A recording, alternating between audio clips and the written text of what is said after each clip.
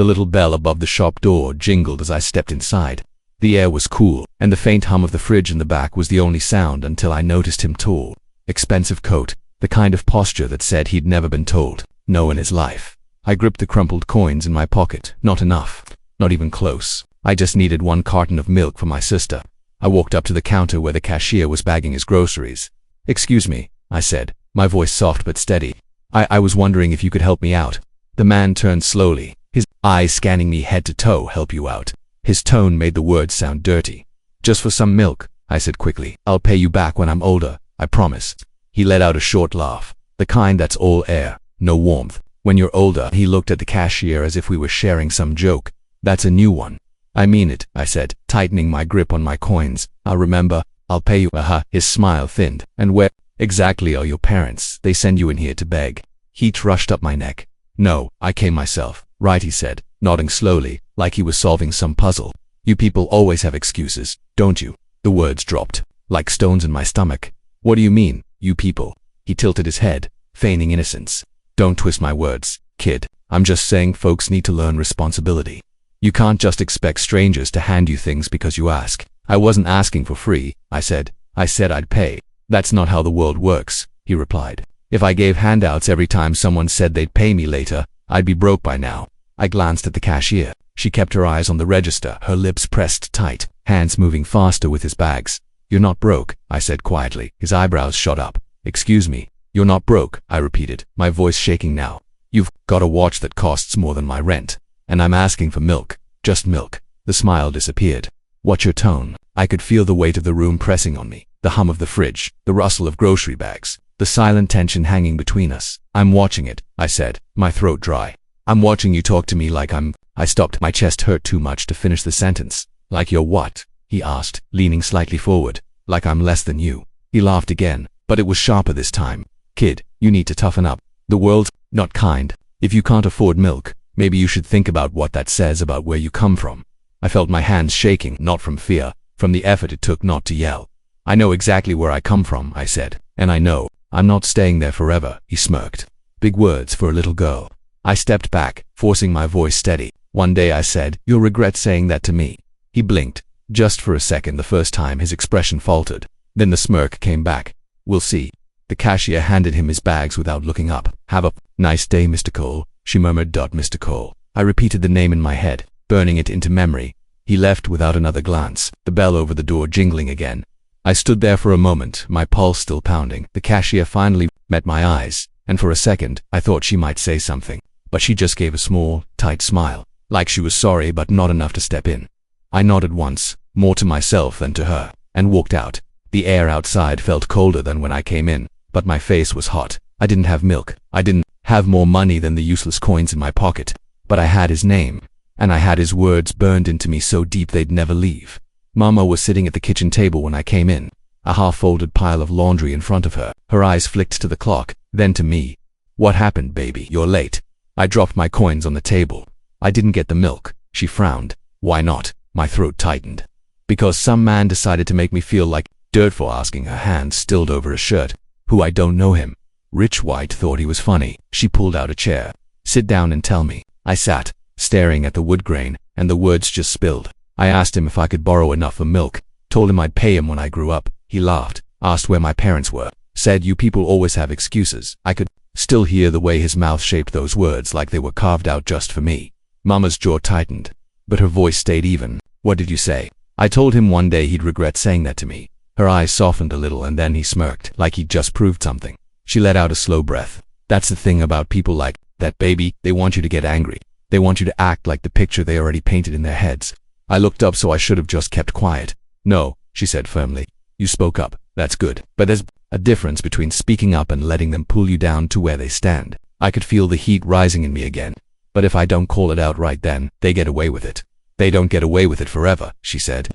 "You don't fight fire with fire. You fight it with water. You drown their lies in the truth, but you don't burn yourself in the process." I shook my head. "That sounds too slow." I wanted him to feel small, right there, in front of everyone. She leaned forward, her elbows on the table. "Let me tell you something. When I was your age, I worked at a diner. This man came in every morning, never looked me in the eye. One day he told my boss I was too slow and didn't smile. Enough, my boss was ready to fire me. You know what I did? What I kept serving his table every day, with the same politeness I gave everyone else. Months later, he came in with his wife. She asked for me by name. Turned out they liked how I treated her the first time she came in alone. He had to sit there while she tipped me more than the bill. That's not the same, I muttered. It's exactly the same, she said. It's showing them you're better than what they think you are. That's how you win. I rubbed my face. Feels like losing. It feels like patience, she said. Patience is heavy to carry, but it's the kind of weight that builds muscle.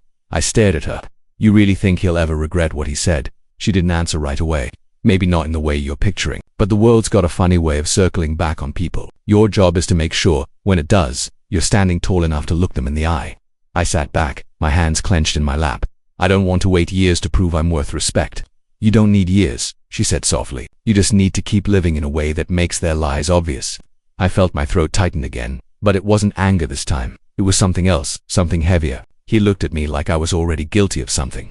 Her voice gentled. Baby, I wish I could tell you that was the last time that'll happen, but it won't be. What you can do is decide right now what you'll do when it does. I thought about his smirk, the way the cashier stayed silent, how the whole store felt like it was watching and not seeing me at all. I'll stand taller, I said quietly. Mama's lips curved just enough to be called a smile. That's my go. The clock ticked between us for a while. I finally stood up. I'll go back tomorrow. We still need milk. She nodded. We'll get it one way or another. As I walked to my room, I could still hear my own voice in the store. Shaky, small, but still there. I hated that it wasn't enough to stop him. But Mama was right about one thing. I wasn't going to let him decide who I was. I didn't even make it to my locker before I heard my name. Not the normal kind of way people say it. This was the stretched-out, whispered version. The one that says you're the subject, not the audience. Kayla was waiting for me by the bathroom. You know, people are talking, right? My stomach dipped. What now? They're saying you tried to con him. I stopped walking. What? That guy. The one from the store, Mr. Cole. She lowered her voice, glancing at a group by the water fountain. Apparently he's some big deal. Pillar of the community, someone said. And I finished it for her. I'm just the poor kid who asked for milk. She shook her head. No, they're making it sound like you tried to get money out of him, like you do it all the time. I laughed, but it came out sharp. Sure, because that makes sense. I make a fortune asking for milk. I'm just telling you what's going around, she said. They think you should be grateful he didn't call the cops. Grateful. Like I should send him a thank you card for not having me arrested over a carton of milk. We turned the corner and there they were, 3 of them, leaning against the lockers, pretending they weren't waiting for me. I walked right up. You've been talking about me. The tallest one shrugged. Just saying what we heard. What you heard or what you made up. I heard you tried to guilt Mr. Cole into buying you stuff, she said, twirling her hair like this was just casual gossip. And then you mouthed off when he said no. Kayla stepped forward. She wasn't guilting anyone. She asked for milk. The shorter boy smirked. Same thing. I stared at him. Do you know what it's like to be hungry? To ask for something you need and get treated like you're trash. Maybe he was just being careful, the tall girl said. My mom says you never know with some people. I cut her off. With some people like me, right? Go ahead. Say it. She looked away, but her mouth curled like she thought she'd won. That man doesn't even know me, I said, and you believe his version without even asking mine. Why wouldn't we? The boy asked. He's like respected. I wanted to scream, so his word counts more than mine because he has money. No one answered. They didn't have to. I could see it in their faces. The hallway noise died down as a shadow fell over us. Mr. Sanders, is there a problem here? They're spreading lies, I said before anyone else could speak. He looked between us, his expression tight. You might want to watch your attitude, young lady. This school doesn't need drama. My jaw clenched, so I should just let them say whatever they want. I'm saying, he replied, lowering his voice, people remember how you handle yourself. You don't want to make things worse. Worse for who? I forced myself to step back. Got it. He gave a quick nod and walked away, satisfied like he'd solved something. The group drifted off too, smirking like they'd won. Kayla touched my arm. Hey, don't let them get to you. Too late. My chest was tight, my hands cold. They believe him over me, Kayla. They don't even know what happened. And they don't care. They care, she said. They just care more about keeping their version of the world comfortable. We walked in silence toward our lockers. Every whisper behind us felt heavier now, like each one was a brick on my back. Mr. Cole had told his story, and people were swallowing it whole. By the time I sat down in class, I could still hear it. Not the words exactly, but the tone, doubt, suspicion, pity, all rolled together. And for the first time, I wondered if the truth was even enough. The sliding doors opened with that cold blast of store air, and there he was, standing near the dairy aisle, hand on a cart like he owned the place. I froze for a second, the memory slamming back his smirk, his voice, the way he looked at me like I was something sticky on his shoe. I stepped forward. Mr. Cole. He turned, glanced at me, and then looked right past me like I was part of the shelf. Do I know you? My chest tightened. You know exactly who I am. A faint smile tugged at his mouth. Sorry, can't say I do. I moved closer, my voice steady even though my stomach was twisting last week. Milk, you told people I was trying to con you. He tilted his head like he was trying to recall a name at a cocktail party. Oh, right. That, he shrugged. I just call things how I see them. My throat burned. No, you saw what you wanted to see. You didn't see a kid who needed milk. You saw a thief. His smirk sharpened. Don't play the victim card with me. The words felt like a slap. Victim card. I told you I'd pay you back when I could. That wasn't a trick. That was me being honest. He laughed under his breath, eyes sweeping the aisle. Sure. And I'm supposed to believe every stranger who says that. You didn't even try to believe me. My voice rose without my permission. You decided who I was before I opened my mouth. A woman near the cheese display looked over her cart at us. Eyebrows pinched. Mr. Cole noticed and straightened, voice smoothing out. Young lady, if you're this upset, maybe you should rethink how you talk to people who try to help you. My nails dug into my palms. Help? You humiliated me. You told people I was lying. And now everyone at school thinks I'm some scam artist. He leaned in slightly, lowering his voice. That's not my problem. The heat in my chest spread. It became your problem the second you told your version of the story. Another shopper slowed their cart, pretending to compare yogurt brands while listening. Mr. Cole's jaw tightened. Look, I don't have time for this. You should be more grateful. I could have called the cops. I almost laughed. Grateful? For what? For you deciding not to ruin my life even more than you already did. A man in a baseball cap muttered, damn, under his breath. Mr. Cole's gaze flickered toward him, then back at me. Careful, you're making a scene. Maybe a scene is what people need to see. I shot back. Maybe they should see what it looks like when someone with money thinks they can write someone else's story for them. His smirk was gone now, replaced with something tighter, uglier. Watch yourself. I am watching, and so is everyone else. I let the silence stretch. You could feel the air between us shift, his polished control starting to crack. He finally straightened, forcing a polite smile for the watching customers. Have a nice day. I didn't move. One day, you're going to realize you were wrong about me, and I hope it eats at you. For a moment, just a flicker, I saw something in his eyes, irritation edged with doubt. But then he pushed his cart away, the wheels squeaking as if even they were annoyed. I stood there, breathing hard, my hands shaking from holding back everything I wanted to scream. People went back to their shopping, but I knew they'd remember, maybe not my name, but the look on his face. They'd remember that I was stuffing my books into my locker when a voice behind me said, "Are you the girl from the market?" I froze. What market? My voice came out sharper than I meant. The one where Mr. Cole, she trailed off, her tone softening. Accused you. I turned. A woman stood there, not a teacher, not a parent, maybe late 20s. Jeans, blazer, press badge clipped to her pocket. She didn't look like trouble, but I'd learned not to trust faces. Who are you? Claire Hanley, local reporter. I've been covering discrimination cases in town. She offered a small smile. I think you've got a story worth telling. I almost laughed. A story worth losing my peace over. She tilted her head. You've already lost some of it, haven't you? Her words landed heavier than they should have. I don't want my face all over the paper, I muttered. People talk enough. They'll keep talking whether you speak up or not, she said. I leaned against the locker, crossing my arms. You don't get it. People like him, they win, every time. Claire stepped closer, but not too close. I get it more than you think. My brother was suspended for something he didn't do. He kept quiet. The lie stuck. I stared at the floor. Humiliation sticks to you, you know. You carry it like a smell you can't wash off. And then my throat tightened. They look at you like you deserve it. She didn't interrupt, just waited. What happens if I tell you everything? I asked finally. What happens when he finds out? You mean, what happens when a wealthy man who's loved by the community gets called out? She raised an eyebrow. Probably nothing. To him, but to you. You'll know you didn't let him own the narrative. I almost scoffed. That's not very comforting. It's not meant to be. It's the truth. Something about her voice, steady, but not cold, kept me from walking away. What if it makes my life harder? Claire's expression softened. Silence is how they win. I swallowed. That phrase dug under my skin like a splinter for a moment. I heard Mr. Cole's voice again from that day. I just call things how I see them. I'd walked away then, but walking away hadn't erased anything. It just let his version spread. Why do you even care? I asked. Because, she said, there's a whole town full of people who think what happened to you is no big deal. And they'll keep thinking that until they hear it from someone who lived it. I looked down the hallway. A couple of kids whispered as they passed us. I didn't have to guess who they were whispering about. I'm not some activist, I said quietly. I'm just me. And that's enough, she replied. Her certainty startled me. I hesitated. My hands itched to open up, to finally put the weight down, but my chest clenched with the same fear I'd had in the store, when eyes followed me like I was a warning sign. If I do this, I said slowly, you can't twist my words. I wouldn't, she said. You tell it, I write it. Your voice, not mine. I searched her face for the little flicker people get when they're pretending to care. I didn't see it. What if they call me a liar? They will, she said simply. And then you'll decide if you care more about their opinion or the truth. My stomach twisted. You make it sound easy, it's not. But you're already living with the hard part. I let out a breath I didn't realize I was holding. Fine, I'll tell you, but not here.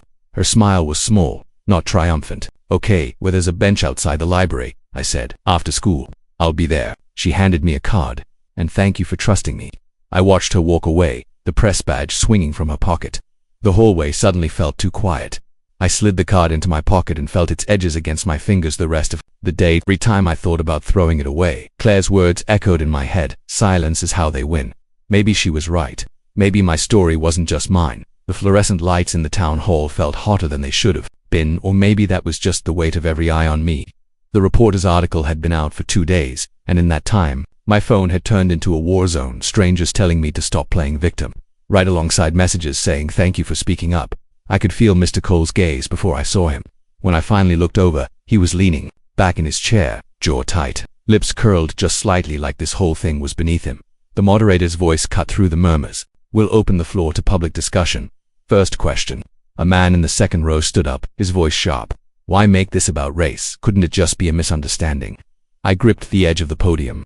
A misunderstanding is forgetting someone's name, assuming a black girl is a thief before she opens her mouth.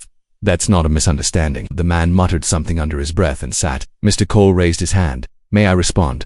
The moderator nodded. He stood slowly, as if giving himself time to arrange his face into something calm. I've said this before, my decision that day was about being cautious. I would have reacted the same way to anyone acting suspicious. My chest tightened. Suspicious. You wouldn't make eye contact, he said, voice steady. You seem nervous. I leaned forward, my voice low but clear. I was a hungry kid asking for milk. You didn't see nervous. You saw guilty. You saw dangerous. People whispering. The room shifted, people whispering, a few clapping quietly. A woman in the back called out, sounds like profiling to me. Mr. Cole's jaw flexed. I treat everyone the same. This isn't about color. I let the silence stretch for a beat before I spoke. You didn't see me as a person, Mr. Cole. You saw a problem to be dismissed. That's the difference between how you think you treat people and what actually happened. The murmurs grew louder. Someone shouted, let her finish. I took a breath, feeling the heat in my cheeks. You might want to believe it wasn't about race, but you need to ask yourself why your caution always seems to fall hardest on people who look like me. He shook his head. You're twisting this.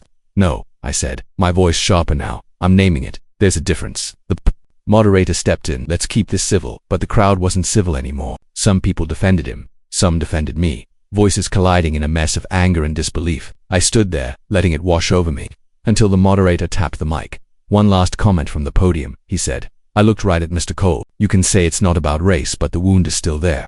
You made me carry it for years. And now the whole town sees it. Whether they believe it or not, that's on them, but you and I both know what really happened. For the first time, his smirk faltered just slightly. The moderator closed the meeting, but the noise didn't stop. People kept debating in clusters as I stepped down from the podium. My hands were shaking, but it wasn't fear anymore. It was adrenaline. Walking toward the exit, I caught the reporter's eye. She gave me a small nod like she'd been waiting for me to hit that last line. I didn't nod back. I just walked out into the cooler air, where the noise of the town hall turned into a distant hum. Some people would keep calling me a liar. Others would see the truth. But at least now, no one could say they hadn't heard it. He caught up to me just as I stepped out into the cool night air. Wait. Mr. Cole's voice carried that sharp edge of someone trying to sound calm but already losing control. We need to talk. Alone. I stopped but didn't turn around. Right away. My chest felt tight, not from fear this time, but from the weight of what I knew was coming. When I finally faced him, the crowd from the meeting was spilling out behind us, but he stood close, blocking me from their view. What could you possibly have to say to me now? I asked, my voice low. You've got to stop this, he said. Do you realize what you're doing? My phone hasn't stopped ringing all day. Business partners, people I've known for years, are pulling away. They think I'm some kind of monster. I stared at him for a long moment. And whose fault do you think that is? His eyes darted away. You took one misunderstanding and turned it into a public spectacle. I was trying to be cautious. That's all. Cautious, I repeated, my voice shaking. By humiliating me in front of everyone, by making sure I knew I wasn't welcome. He stepped in closer. You're ruining me. I almost laughed, but it wasn't funny. You're worried about your reputation, Mr. Cole. I was worried about my dignity, my safety. One of those things you can rebuild. The other, once it's gone, it doesn't come back the same. His shoulders slumped for a second, but then He straightened again. If you just make a statement, tell people it was a misunderstanding, this could all go away. That's not the truth, I said quietly.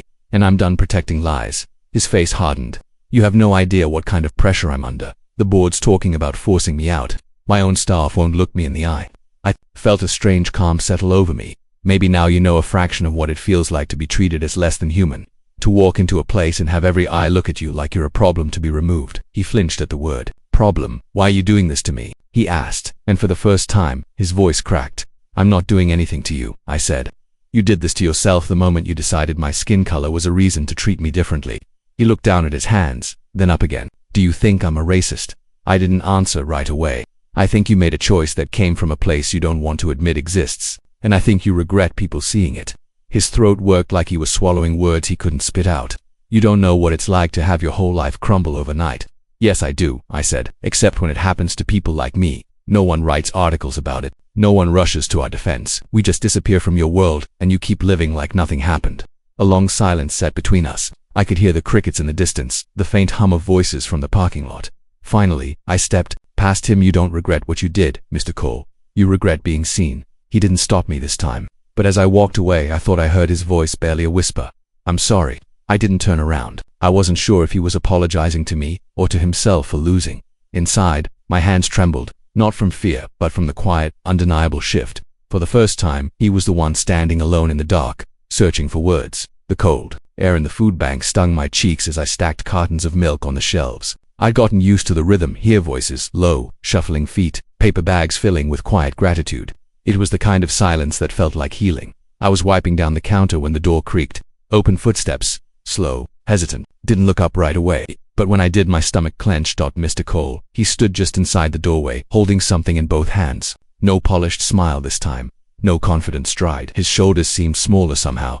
He didn't say a word. Just walked up to the counter and set an envelope in front of me. I didn't touch it. What is this?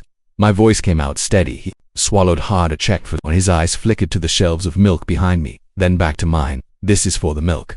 For a second I couldn't move. That day, that look on his face when I asked for something so small, and he saw me as something smaller. The months between then and now didn't erase it, but hearing those words, it shifted something. I slid the envelope toward me but didn't open it. You know, it's not about the milk. He nodded once, almost like he was bracing for a blow. It's about the way you looked at me, I continued, my voice low, like I was a problem to be managed. Like my need was an inconvenience. He let out a shaky breath. I know. Silence settled between us. Not the cold silence of that day in the store. This one felt heavier but human. I'm not here for forgiveness, he said. His voice cracked and he stopped. I've been thinking about it a lot, how I handled it, how I handle people. I studied him for a long moment, and I don't like the man I've been. I wanted to ask if this was guilt talking or if he'd actually changed, but the truth was, I didn't need to know. My healing was never going to depend on his evolution. This place helps people, I said instead. That's why I came here, he replied. I wanted to put something right. I finally opened the envelope. The number written on the check made my chest tighten, not from greed, but from the weight of what it meant for the families who would walk through these doors. I looked at him. This isn't paying me back, Mr. Cole. It's paying forward. His lips pressed into a thin line, and for a second I thought I saw relief in his eyes. I know, he murmured. That's the point. We stood there for another moment, neither of us trying to fill the air with anything else. He didn't offer his hand. I didn't offer a thank you. He just gave a small nod, turned, and walked out, his footsteps fading, until the door clicked shut. I stared at the check in my hands. There was no triumph in this moment, no victory lap, just the quiet knowledge that life had come full circle in a way I never expected. And maybe that was enough.